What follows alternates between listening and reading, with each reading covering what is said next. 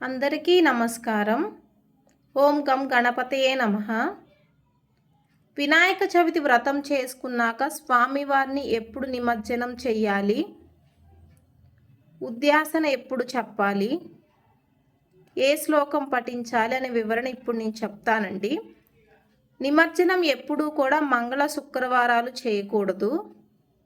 స్వామివారిని బేసి సంఖ్యలోనే నిమజ్జనం చేసుకోవాలి.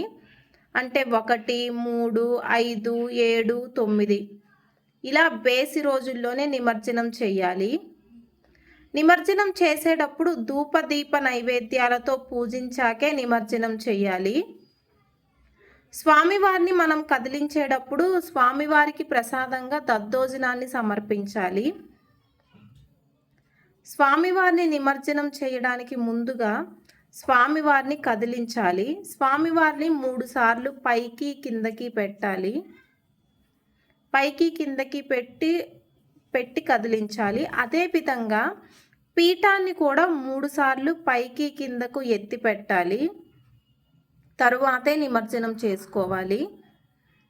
స్వామివారిని నిమజ్జనం చేసేటప్పుడు మనం శ్రీ మహాగణపతయే నమః యథాస్థానం ఉద్యాసయామి పునరాగమనచ అనుకుంటూ కదిలించాలండి.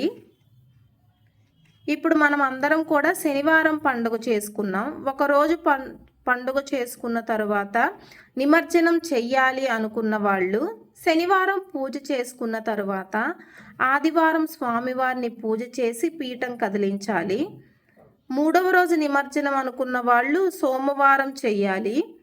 5వ రోజు నిమజ్జనం అనుకున్న వాళ్ళు బుధవారం నిమజ్జనం చేసుకోవాలి.